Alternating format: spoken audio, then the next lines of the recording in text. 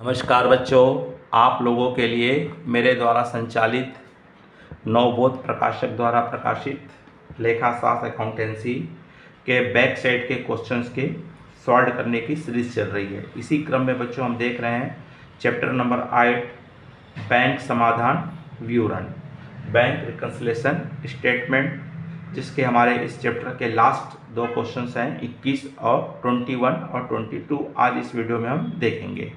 बच्चों, अगर आप इस चैनल को पहली बार देख रहे हैं तो तत्काल इस चैनल को सब्सक्राइब कर दीजिए, आइकॉन बेल को पुश कर दीजिए, जिससे कि आपको आने वाले वीडियो की सूचना मिल सके। इसके अगले वीडियो से हम देखेंगे ट्रायल बैलेंस किस प्रकार से बनाया जाता है। तो चलिए बच्चों देखते हैं क्वेश्चन नंबर 21 और 22 किस प्रकार से बनेंगे और क्या कह रहा है आपको। तो यहाँ पे क्वेश्चन नंबर 21 कह रहा है, निम्न सूचनाओं के आधार पर 31 मार्च 2008 को प्रदीप कुमार का बैंक समाधान विवरण आपको बनाने बोल रहा है। कैश बुक का डेबिट बैलेंस दिया हुआ है, सिंपल नियम है, जो जुड़ता हो जोड़ेंगे, जो घटता है उसको घटाएंगे। और चलिए देखते जाते हैं। 4 आइटम है, कौन से जुड़ेंगे कौन से घटेंगे। तो सबसे पहले आप लिख लीजिएंगे debit balance as per cash book आपका दिया है 75,000 रुपये। कुछ आइटम प्लस होंगे और कुछ माइनस होंगे और आपका आंसर आना चाहिए credit balance as per passbook.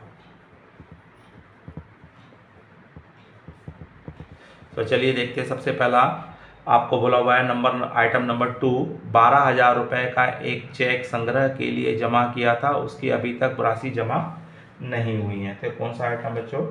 ये वाला आइटम हमारा है घटने वाला।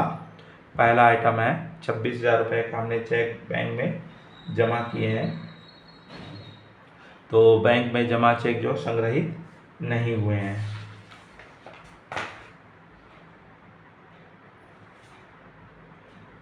हमारा आ जाएगा item number 5, deposited check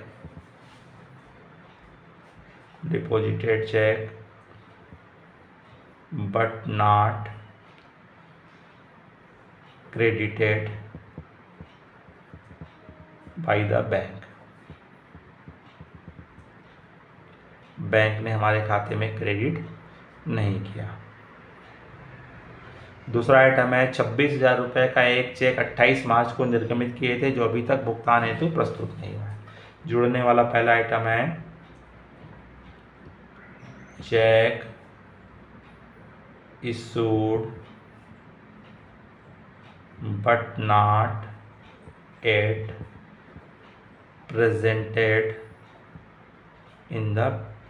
presented by in the bank by payment के लिए प्रस्तुत नहीं किया 26,000 रुपये। उसके बाद बोल रहा है फोर्थ आइटम हमको बोल रहा है 31 मार्च को बैंक ने ब्याज के 1,250 रुपये पासबुक में क्रेडिट किए। क्रेडिट किए मतलब बैंक द्वारा जमा राशि पर दिया ब्याज दिया जा रहा है। Bank interest credited by bank. कितना रुपए क्रेडिट किया?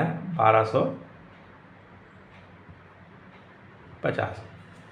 पांचवा आइटम बोलता है 250 रुपये बैंक चार्जेस के पासबुक में लिखे गए, जिसकी एंट्री नहीं की। घटने वाला दूसरा आइटम है बैंक चार्ज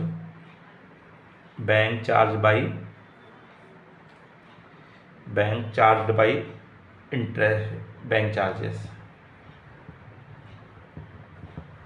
या डेबिटेड इन पासबुक भी लिख सकते हो, और 250 रुपये। तो इसमें 2 आइटम प्लस हो रहे हैं और 2 आइटम क्या होंगे? माइनस हो जाएंगे। तो इस 27,250 को ऐड कीजिए और 12,250 क्या हो जाएगा? माइनस हो जाएगा। तो ऐड करने से आपका आ रहा है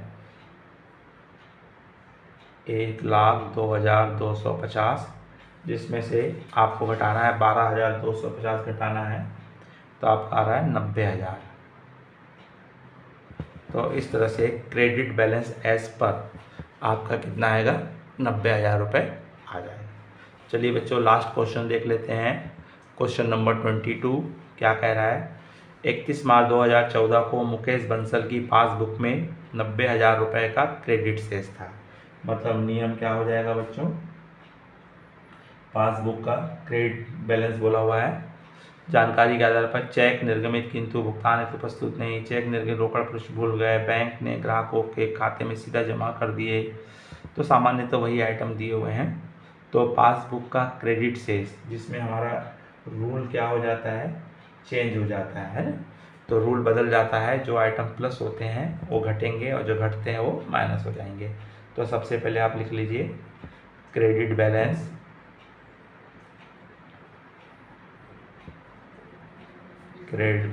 एज पर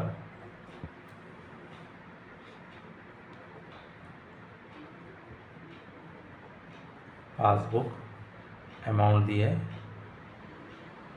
9,000। कुछ आइटम प्लस होंगे, कुछ आइटम माइनस हो जाएंगे।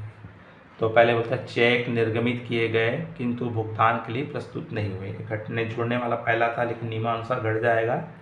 Check issued but not presented in the bank.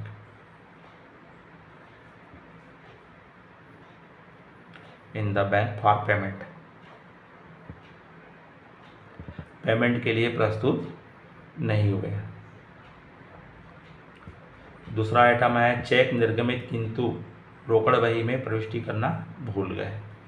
तो अब यहाँ पे चेक तो मिल गया हमको, हमने बैंक भेज दिए, बैंक में जमा भी हो गया, लेकिन कैश बुक में इसकी एंट्री नहीं हुई है, तो हमको कैश बुक में उसकी एंट्री करना पड़ेगा। सामान्य नियम से घटता है तो नियम क्या हो जाएगा, जुड़ जाएगा। Cheque send to bank, issued check but not entry in cash book. कितने का है, 3,800 रुपये का। दूसरा आइटम बोल रहा है बैंक में ग्राहक ने सीधा जमा कर दिए, तो ये वाला हमारा है directly payment by customer, directly payment by customer in our account. तो ग्राहक द्वारा सीधे हमारे खाते में जमा किया गया है 2,000 रुपये। सामान्य नियम से जुड़ता है, चूँकि नियम बदल गया इसलिए घटेगा। बैंक द्वारा स्थायी आदेशानुसार प्रीमियम का भुगतान किया गया है। सामान्य नियम से घटता है, लेकिन नियम जुड़ जाएगा। Insurance premium paid by the bank, bank द्वारा पेमेंट किया गया 360 रुपये। चेक बैंक में जमा किए परंतु अभी तक संग्रहित नहीं हुए, ये घटने वाला फर्स्ट आइटम था। Deposited cheque but not collected, जुड़ जाएगा। Cheque deposited into bank, deposited cheque deposited but not collected by bank, और अमाउंट है 2,600 रुपये। तो इस तरह 3 आइटम जोड़ेंगे और 3 आइटम क्या हो जाएंगे, घट जाएंगे। तो इनका टोटल आ रहा है 6,760, 9 6 15,760, जिसमें से आप 9,000 क्या कर दीजिए, माइनस कर दीजिए। तो 6,760 हमारा आंसर आएगा, जो कहलाएगा debit balance as per cash book. तो बच्चों इस तरह से आपका ये चैप्टर्स क्या होता है, क्लोज होता है। अगले वीडियो से हम देखेंगे बच्चों ट्रायल बैलेंस, परीक्षा सूची किस प्रकार से बनाई जाती है। नमस्कार, जय हिंद, जय भारत। अगर आपको समझ में आया होगा तो लाइक अवश्य कीजिए।